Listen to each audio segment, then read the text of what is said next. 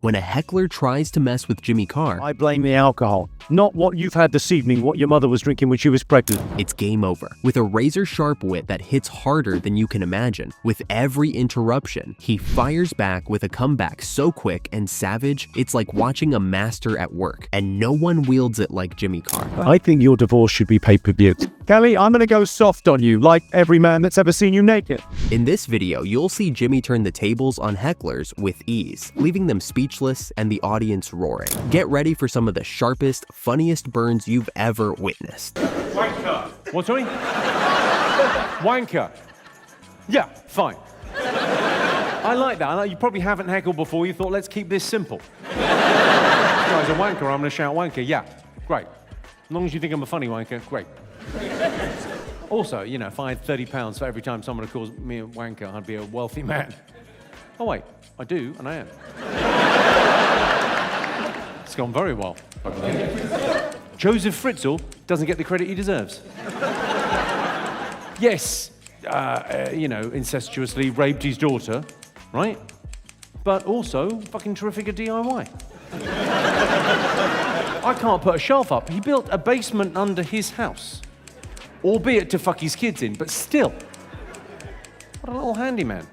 Look, most comedians handle hecklers by either ignoring them or getting security involved. Jimmy, he treats them like free material. The guy's been doing this for over 20 years, and he's basically turned interruptions into an art form. What makes him terrifying is that he never loses his cool. While you're shouting like an idiot, he's already 3 steps ahead, calculating exactly how to make you regret opening your mouth. That posh British accent, it's like getting insulted by a very polite assassin. And that laugh, oh god, that laugh. It's not just annoying, it's psychological warfare. Every time he does it, you know someone's about to get verbally executed. What's that?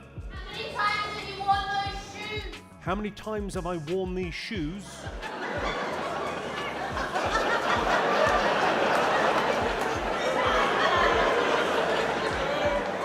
I would say, I think they're quite a recent purchase, so... What? What, sorry? Fresh out of the box? They are not fresh out of the box. No, unlike your fingers, I'd imagine.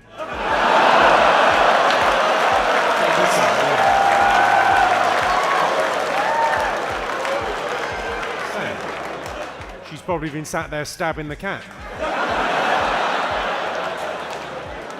That's an expression. Jimmy's in the middle of his set when some genius decides to mock his choice of footwear. Of all the things to attack a comedian about their material, their delivery, their face. But this person chose shoes. The entire room goes dead silent, and you can practically hear everyone thinking, oh no, this poor bastard has no idea what's coming. Jimmy stops, looks down at his feet, then back at this person, and delivers what can only be described as a verbal murder. He doesn't just defend his shoe choice, he dissects their entire existence and fashion sense in front of people. By the time he's done, the heckler is probably questioning why they even left the house, and the audience is losing their minds. The best part, Jimmy makes it look effortless, like he was just waiting for someone to be stupid enough to give him the setup. Do me a favour. What? That's literally the joke I just made. Although I like you. Do me a favour. I'm from Central fucking Casting. Oi, oi. What's your name, my friend? Adam. Adam, what you do, Adam? Not a lot. It's for the best, Adam. You'd only fuck it up. This...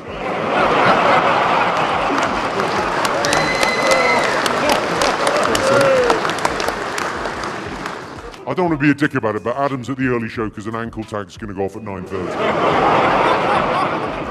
This is comedy gold on multiple levels. Some drunk guy keeps interrupting Jimmy's show, getting more and more unpleasant as the night goes on. Jimmy's trying to be professional, but this guy just won't quit. Eventually, security has to step in and escort him out. But here's the twist. His wife stays. She literally chooses Jimmy Carr's comedy show over her own husband. Jimmy, being the opportunistic genius he is, turns this into a 10-minute masterpiece about relationships, loyalty, and what it says about you when your own spouse would rather watch a comedian than deal with your drunk nonsense. The crowd was absolutely dying. Nothing funnier than watching someone's marriage get roasted in real time while they're being dragged out by security.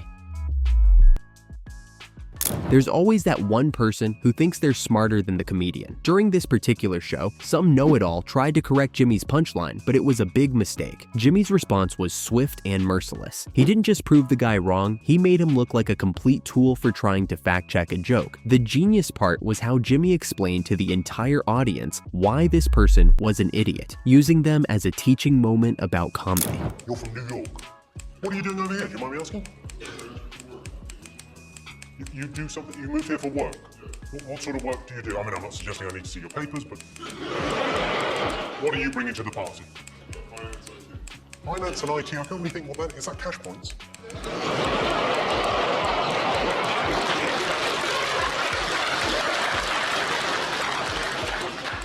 You're looking at ATM.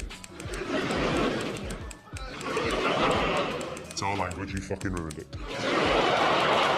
What makes Jimmy so deadly isn't just his wit, it's his strategy. He's got this whole system down by acknowledging the heckler, usually with fake politeness. Then comes the pause. That split second where everyone knows something devastating is about to happen. Then bam, the kill shot, and it's never random. Jimmy targets exactly what will hurt most, which is their intelligence, their appearance, their life choices. He turns the entire room against them in seconds. But here's the genius part. He never looks like the bad guy. The heckler interrupted everyone else's good time, so Jimmy becomes the hero protecting the audience. It's brilliant psychology.